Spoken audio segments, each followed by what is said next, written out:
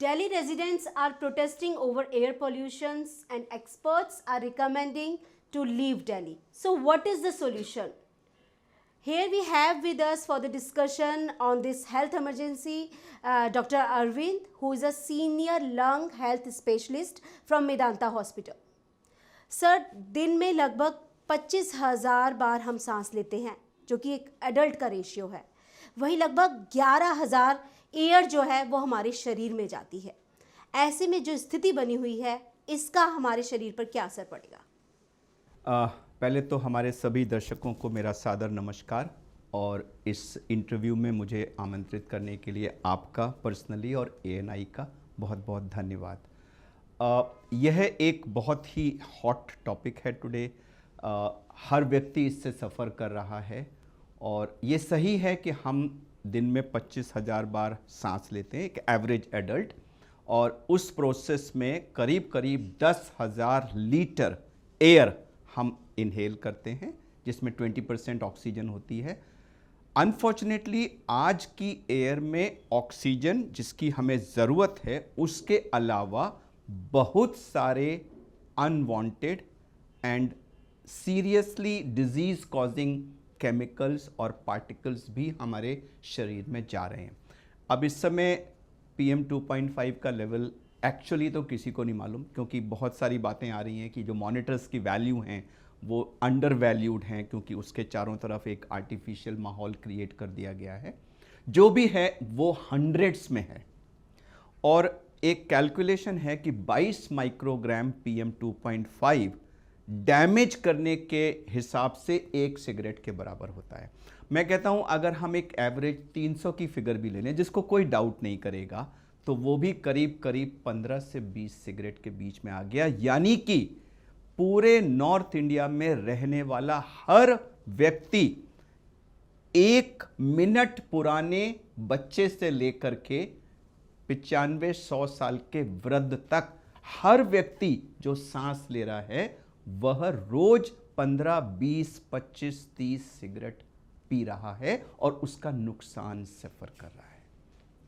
तो यह एक सीरियस हेल्थ इमरजेंसी है और इस समय आप दूर जाने की जरूरत नहीं है। अपने ही चारों तरफ, अपने परिवार में, अपने दोस्तों के बीच, आप अपने ऑफिस में आप देख लीजिए। अब आज सुबह से सब लोग मेरे ऑफिस में खांस रहे हैं, सब लोग गले में खराश की कंप्लेंट कर रहे हैं, सबकी आंखें जल रही हैं, लिप्स ड्राई हो रहे हैं, स्किन ड्राई हो रही है, कोर्स हेयर हो रहे हैं। ये सब जो इतना पार्टिकुलेट मैटर और गैसेज हैं, उनका इमीडिएट इफेक्ट है। अभी मेरे OPD के बाहर 2 बच्चे बैठे हैं, हमारे जानकार के लोगों के हैं, जिनको सिवियर वीजिंग हो रही है। वो मुझे जानते हैं तो आए हैं कि सर किसी को आप दिखा दीजिए।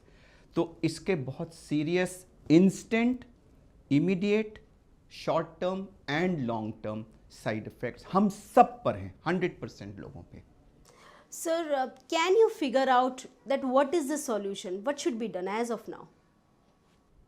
शालिनी जी, यह एक बहुत इम्पॉर्टेंट क्वेश्चन है और इसके बारे में 10 साल हो गए हैं मुझे टीवी पे आंसर्स करते हुए, और 10 साल में जो मैंने आंसर्स दिए हैं और जो मैंने ग्राउंड पे सोल्यूशन देखा है, उसके बेसिस पे मैं इसको थोड़ा सा एक अलग तरह से आंसर करूंगा।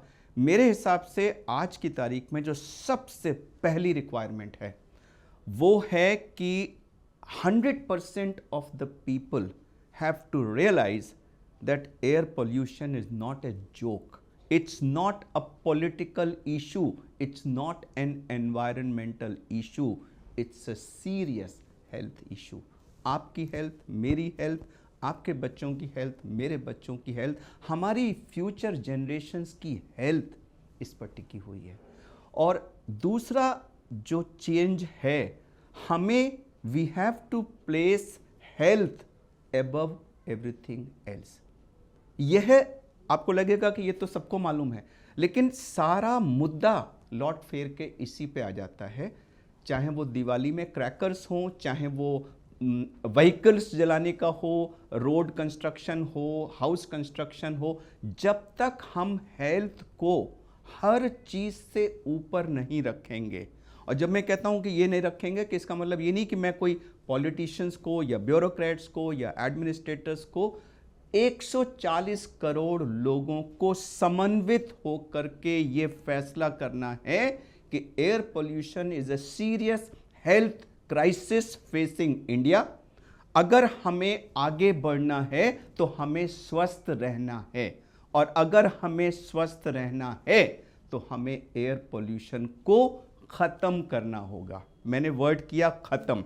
खत्म के दो तरीके होते हैं, एक तो आप इसको होने मत दीजिए, और दूसरा आप इसको होने दीजिए और फिर उसको कम करने के प्रयास करिए। आप पूरे वर्ल्ड में देख लीजिए, किसी भी कंट्री ने सेकंड मेथड से एयर पोल्यूशन टैकल नहीं किया है कि एयर पहले गंदी होने दो और फिर उसके बाद स्मॉक टॉवर, ये वो फॉग वॉग लगा के आर्टिफिशियल रेन, उससे आप कंट्रोल करो। नहीं, यह waste of time and waste of money है। आपको सीरियस एफर्ट्स करने हैं कि धूल और धुआं, ये दो चीजें हैं जो एयर पोल्यूशन को कंट्रीब्यूट कर रही हैं। इनको सोर्स पर कंट्रोल करना पड़ेगा, चाहे उसके लिए हमें कुछ भी करना पड़े। It's a question of prioritising health over everything else. जिस दिन हम 140 करोड़ लोगों के दिमाग में ये एटीट्यूडनल चेंज आ जाएगा कि it's a question of prioritising health over everything else, तब ये सॉल्यूशंस आएंगे। तब तक हम ऐसे ही कॉस्मेटिक सॉल्यूशंस देखते रहेंगे जिसका नेट इफेक्ट जीरो होगा। 2015 में भी मैंने आपको इंटरव्यू दिया था, यही सवाल थे, यही जवाब थे। आज 10 साल में भी स्थिति में कोई परिवर्तन नहीं आया। सर, जब ये डस्ट पार्टिकल्स और ये गैसेस हमारी ब्लड स्ट्रीम में मिक्स होती है, किस तरह से रिएक्ट करती हैं? प्रोसेस क्या होता है कि जैसे मैंने सांस लिया, अब इस सांस में बहुत सारे पार्टिकल्स और गैसेस मेरे अंदर गए। Depending on their particle size वो ट्रैवल करते हैं। जो बड़ा पार्टिकल होता है PM10, वो अक्सर नॉस्ट्रिल में जो हेयर होते हैं या पीछे के एरिया में रुक जाता है, उसका डैमेज इस पार्ट में होता है। लेकिन जो छोटे पार्टिकल हैं PM2.5, PM1 and less than 1, जिनको हम छोटा पार्टिकल कहते हैं, यह इस बैरियर को क्रॉस करके अंदर चले जाते हैं, और यह हमारे जो विंड पाइप के डिवीजन्स होते हैं 21-22 बार ये डिवाइड करके पेरिफेरल एरियाज तक पहुंचते हैं। डिपेंडिंग ऑन देयर साइज वो उसमें पेनिट्रेट करते चले जाते हैं, और वो जो सबसे सूक्ष्म पार्टिकल्स हैं वो हमारे लास्ट में जो एल्वियोलस होता है वहाँ पहुँच के उसकी वॉल में जमा हो जाते हैं। सिमिलरली जो केमिकल्स हैं वो तो मॉलिक्यूल्स हैं, वो एंड तक पहुँच जाते हैं। तो सबसे पहला स्टेप है they enter and they get deposited. अब जो पार्टिकुलेट मैटर है वो दो तरह से नुकसान करता है। एक तो उसकी सरफेस पे बहुत सारे केमिकल्स एडजॉर्ब्ड होते हैं, वो रिलीज होते हैं, और फिर वो जो खुद पार्टिकल है वो भी सिलिका है, उसका भी अपना फाइब्रोसिस कॉजिंग एक्शन होता है। तो ये लॉन्ग टर्म होता है, ये डिपॉजिट हो जाते हैं और धीरे धीरे अपना पॉइजन लोकली रिलीज करते हैं। वो हमारी जो मेम्ब्रेन होती है उससे क्रॉस करके ब्लड में जाता है। अब ये बात बहुत सारे लोग नहीं समझते, इंक्लूडिंग लॉट ऑफ डॉक्टर्स। वो ये सोचते हैं कि नुकसान लंग तक सीमित है। लंग पोर्टल ऑफ एंट्री है, बट वहाँ से वो जाता है ब्लड में, और फिर ब्रेन से लेकर टो तक हर अंग में पहुँचता है, और हर अंग को नुकसान पहुँचता है। और सबसे भयानक चीज़, और एज ए लेडी आप इसको कनेक्ट कर पाएंगी, सबसे भयानक है जब वो हमारे प्लेसेंटा के थ्रू हमारे नवजात शिशु के पास भी पहुंच जाता है। क्योंकि एक गर्भवती महिला ने जब सांस ली तो वो ब्लड में गया, वही ब्लड तो हमारे उस बच्चे को पाल रहा है। उसके पहले घंटे से लेकर के डिलीवरी तक मदर का ब्लड ही उसको पाल रहा है। तो अदर मदर के ब्लड में अगर केमिकल्स हैं तो वो बच्चे के पास भी जा रहे हैं। पहले ट्राइमेस्टर में हमारी ऑर्गेनोजेनेसिस होती है, ऑर्गन्स डेवलप होते हैं। उस समय आप सोचिए ये केमिकल्स उस बच्चे को मदर का ब्लड उसको न्यूट्रिशन देने के लिए है, उसको पालने ग्रोथ के लिए है, बट मदर अनजाने में अपने बच्चे को जहर दे रही है। वो जहर उस बच्चे को नुकसान कर रहा है। पहले ट्राइमेस्टर में कंजेनाइटल डिफेक्ट्स हो जाते हैं। डेटा है फ्रॉम अक्रॉस द ग्लोब कि ladies who are living in polluted cities, they deliver children with much higher incidence of congenital defects. Second और थर्ड ट्राइमेस्टर में बेबी की ग्रोथ होती है, उस समय केमिकल्स आए तो वो ग्रोथ अफेक्ट हो जाती है या डेथ हो सकती है या प्री मैच्योर्ड।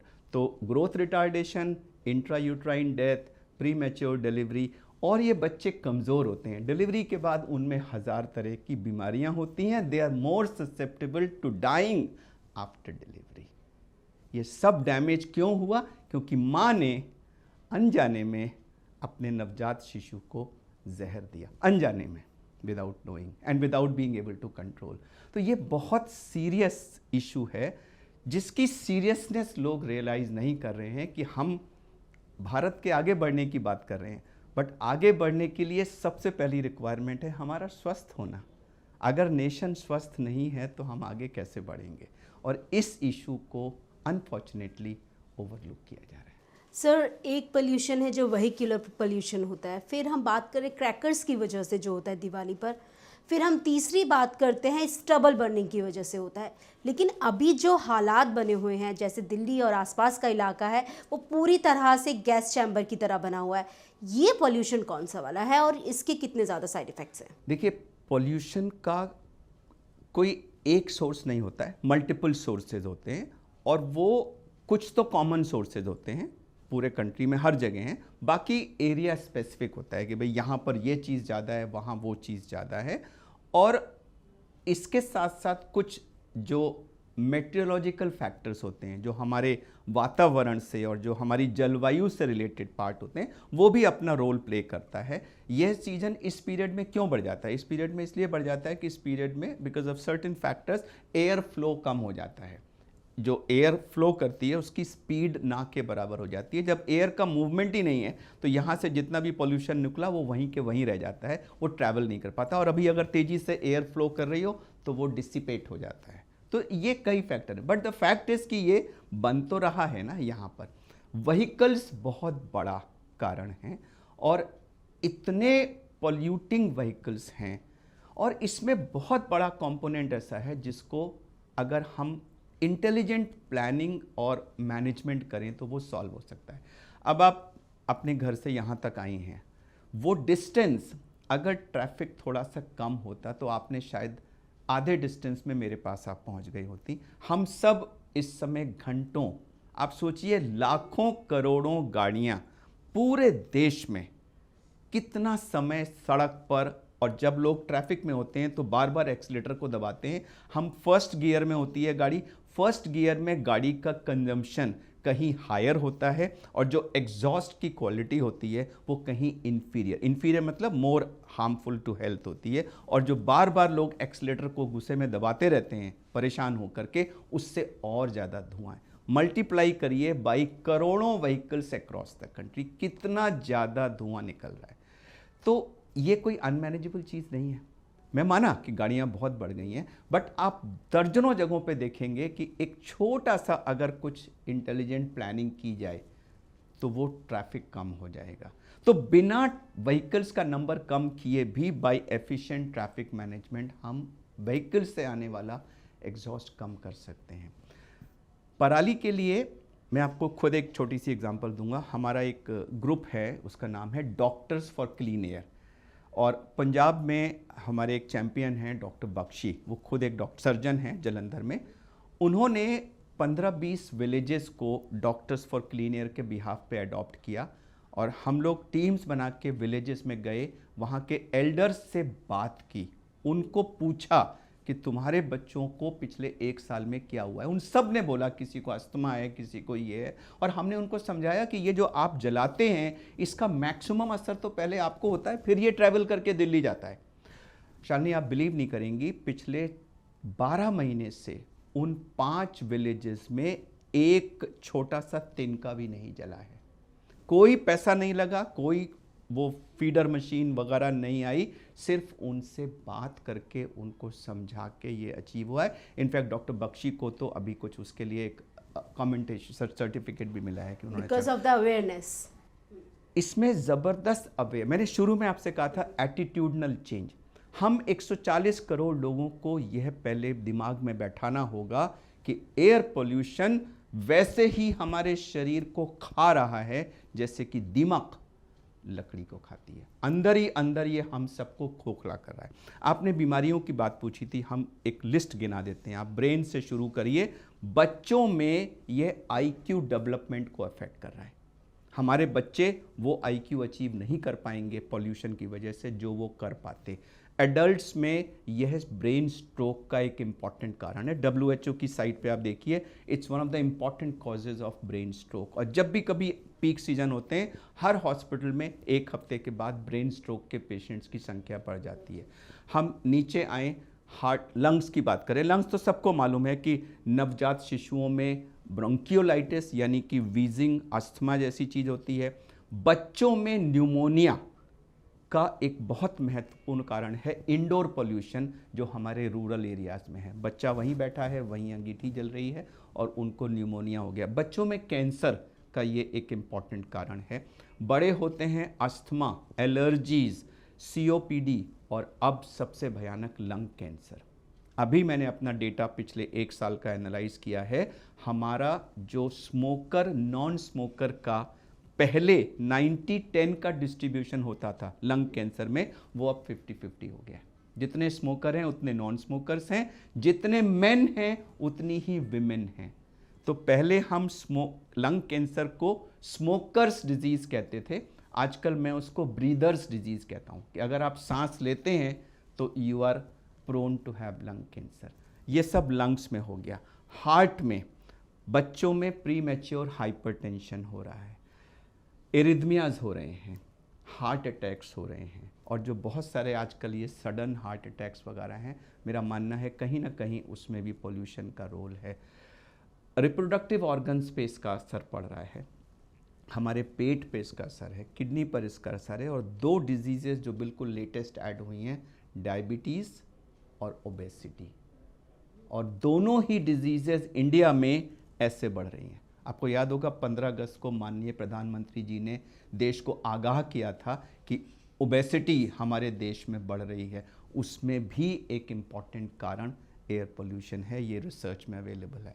डायबिटीज़ में ये अवेलेबल है। तो सर से पैर तक कोई डिजीज़ ऐसी नहीं है जहाँ कहीं ना कहीं डायरेक्टली या इनडायरेक्टली वायु प्रदूषण ना इन्वॉल्व हो। अब आप सोचिए, इन सब बीमारियों के होने से जो लोगों पर इसका कुप्रभाव पड़ेगा, उससे जो आउटपुट इफेक्ट होगा, और इन सब के इलाज में जो अरबों खरबों रुपए खर्च होंगे, और जो लोगों की प्री मैच्योर डेथ्स होंगी, उससे जो प्रोडक्टिविटी लॉस होगा, अगर आप इस सब को टोटल करें तो ये हमारे GDP का एक बहुत बड़ा हिस्सा होगा, और ये सब अवॉइडेबल लॉस है।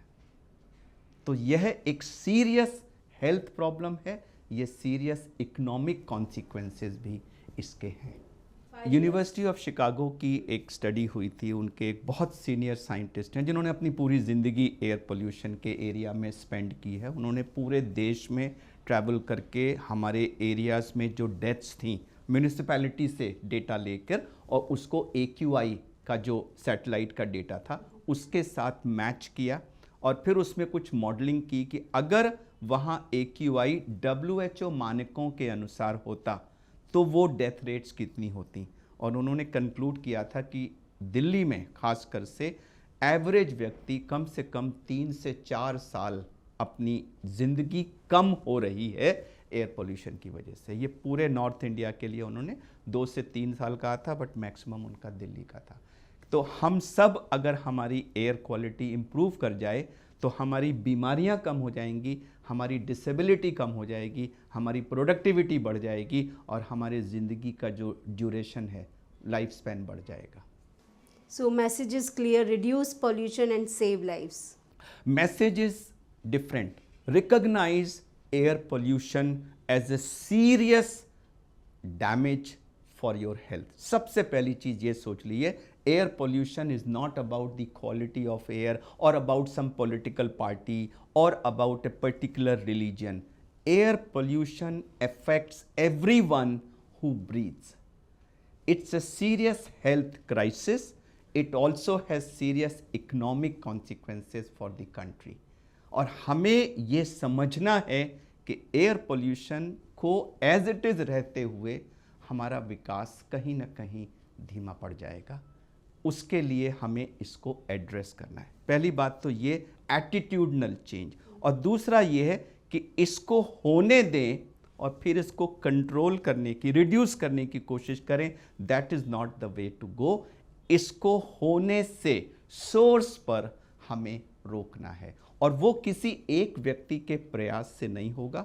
140 करोड़ लोग एटीट्यूडनल चेंज करके मिल के सघन प्रयास करेंगे, तब ही ये संभव हो पाएगा। इतना ही मैसेज। सर एक सवाल और है, वो है एयर प्यूरीफायर्स को लेकर।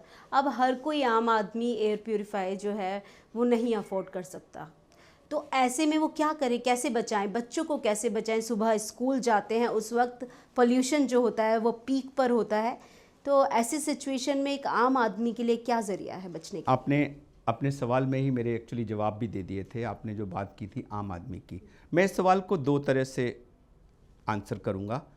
क्या एयर प्योरीफायर से एयर पोल्यूशन कम हो जाता है?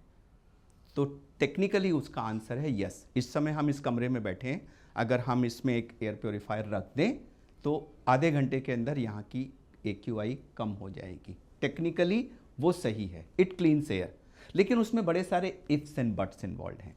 पहला चीज़ कि वो जो वॉल्यूम है, उसकी एयर हैंडलिंग कैपेसिटी है, वो इस कमरे के साइज़ के अनुसार होना चाहिए। नंबर 2, उसमें जो फिल्टर लगा है, जिस दिन वो फिल्टर चोक हो गया उस फिल्टर को चेंज करना है।